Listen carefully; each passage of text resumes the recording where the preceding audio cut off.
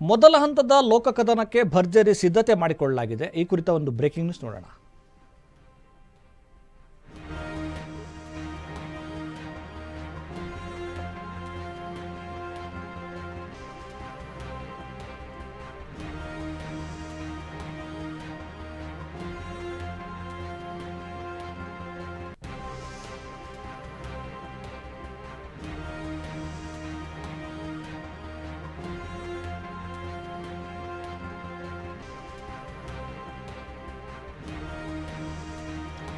ಮೊದಲ ಹಂತದ ಲೋಕಕದನಕ್ಕೆ ಭರ್ಜರಿ ಸಿದ್ಧತೆ ನಡೀತಾ ಇದೆ. ಮತದಾನ ಮಾಡಲು ಊರಿನತ್ತ ತೆರಳಲು ಜನರು ಸಜ್ಜುಗೊಂಡಿದ್ದಾರೆ.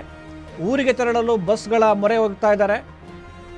ಇದೀಗ ಖಾಸಗಿ ಬಸ್ಗಳು ಇಂಥ ಸಂದರ್ಭವನ್ನು ಬಳಕೆ ಒಂದು ರೀತಿ ಡಿಮ್ಯಾಂಡ್ ಮಾಡ್ತಿರೋದು. ಖಾಸಗಿ ಬಸ್ಗೆ ಭರ್ಜರಿ ಡಿಮ್ಯಾಂಡ್ ಕ್ರಿಯೇಟ್ ಆಗಿರುವಂಥದ್ದು, ಬೇಡಿಕೆ ಹೆಚ್ಚಳ ಆಗ್ತಾ ಇದೆ. ಖಾಸಗಿ ಬಸ್ಗಳ ದರ 1 to 2 ಹೆಚ್ಚಾಗ್ತಾ ಇದೆ. ಬಸ್ ಬುಕ್ಕಿಂಗ್ ಆ್ಯಪ್ನಲ್ಲಿ ಮನ ಬಂದಂತೆ ದರ ನಿಗದಿ ಮಾಡಲಾಗ್ತಾ ಇದೆ.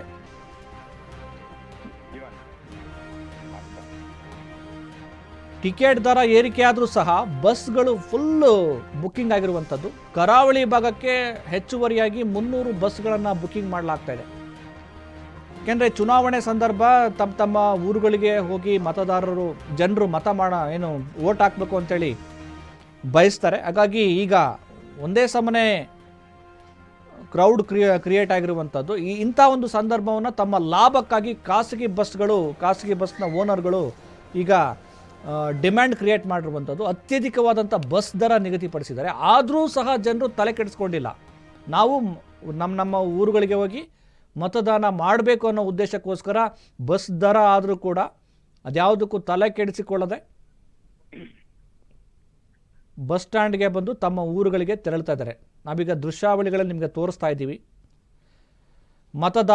ಜನರು ತಮ್ಮ ಊರುಗಳಿಗೆ ತೆರಳಿ ಮತದಾನ ಮಾಡೋದಕ್ಕೆ ಎಲ್ಲ ರೀತಿಯ ಪ್ರಯತ್ನ ಮಾಡ್ತಿರುವಂಥದ್ದು.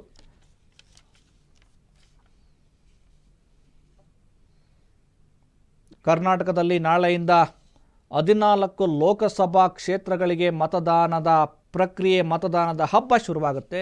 ಈ ಹಬ್ಬದಲ್ಲಿ ಭಾಗಿಯಾಗಬೇಕು ಅನ್ನೋ ಉದ್ದೇಶಕ್ಕೋಸ್ಕರ ಬೆಂಗಳೂರಿನಲ್ಲಿರುವ ಮತ್ತು ರಾಜ್ಯದ ಬೇರೆ ಬೇರೆ ಭಾಗಗಳಲ್ಲಿರುವಂಥ ಜನರು ತಮ್ಮ ಸ್ಥಳೀಯ ಪ್ರದೇಶಕ್ಕೆ ತೆರಳಿ ಅಲ್ಲಿ ವೋಟ್ ಮಾಡೋದಕ್ಕೋಸ್ಕರ ಅತ್ಯಂತ ಉತ್ಸುಕರಾಗಿದ್ದಾರೆ.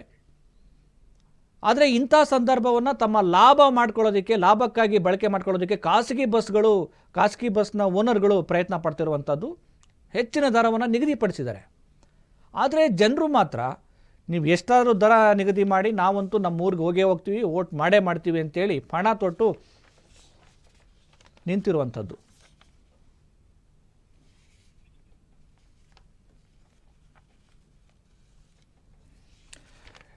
ಈ ಬಗ್ಗೆ ಹೆಚ್ಚಿನ ಮಾಹಿತಿಯನ್ನು ಡೆಸ್ಕ್ ಲೈವಿಂದ ವಿವೇಕ್ ಅವರು ಕೊಡ್ತಾರೆ. ವಿವೇಕ್, ಈಗ ನೋಡಿ, ಒಂದೇ ಸಮನೆ ಈಗ ನಾಳೆ ಎಲೆಕ್ಷನ್ ಇದೆ.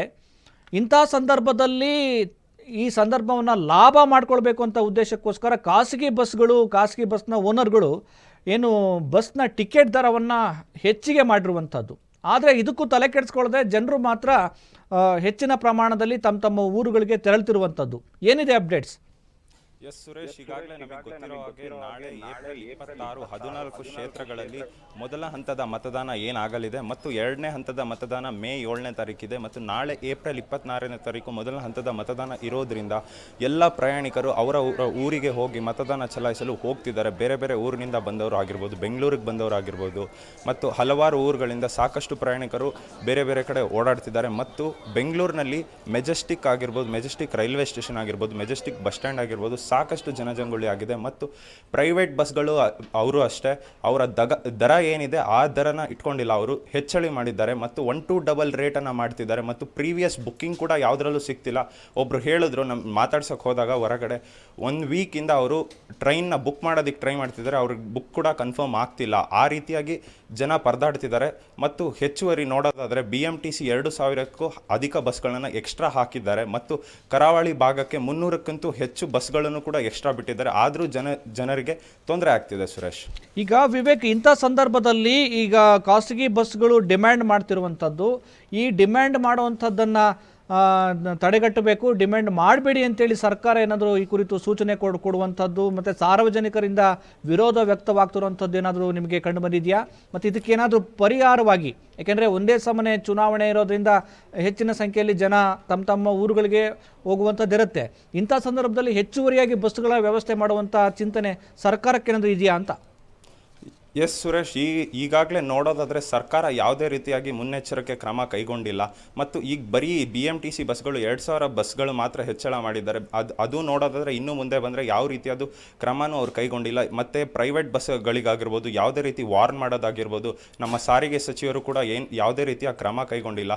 ಅವರವರ ಪಾಡಿಗೆ ಅವರಿದ್ದಾರೆ ಮತ್ತು ಜನರಿಗೆ ಸಾಕಷ್ಟು ಈಗ ತೊಂದರೆ ಆಗ್ತಾನೆ ಇದೆ ಮತ್ತು ಯಾರು ಅವ್ರ ಕ್ರಮ ಕೈಗೊಳ್ತಿಲ್ಲ ಸರ್ಕಾರದವರು. ಈಗ ಸಾರ್ವಜನಿಕರಿಂದ ಯಾವ ರೀತಿ ಪ್ರತಿರೋಧ ವ್ಯಕ್ತ ಆಗ್ತಿರುವಂಥದ್ದು, ಸರ್ಕಾರದಿಂದ ಅವ್ರು ಏನು ನಿರೀಕ್ಷೆ ಮಾಡ್ತಿದ್ದಾರೆ, ಮತ್ತು ಖಾಸಗಿ ವಾಹನಗಳು ಮತ್ತು ಎಷ್ಟು ಪ್ರಮಾಣದಲ್ಲಿ ದರವನ್ನು ಹೆಚ್ಚಿಸಿರುವಂಥದ್ದು ಮತ್ತು ವ್ಯತ್ಯಾಸ ಎಷ್ಟಿದೆ, ಮತ್ತು ಸರ್ಕಾರಿ ವಾಹನಕ್ಕೂ ಮತ್ತು ಖಾಸಗಿ ವಾಹನ ಟಿಕೆಟ್ ದರಕ್ಕೂ ಎಷ್ಟು ದುಪ್ಪಟ್ಟು ಮಾಡಿರುವಂಥದ್ದು ದರವನ್ನು?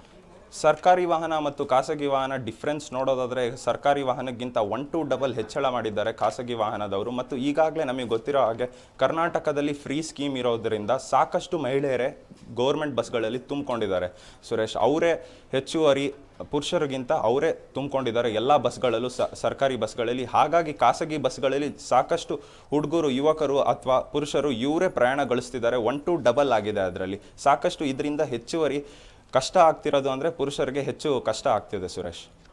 ಓಕೆ, ಧನ್ಯವಾದ ನಿಮ್ಮೆಲ್ಲ ಮಾಹಿತಿಗೆ ವಿವೇಕ್.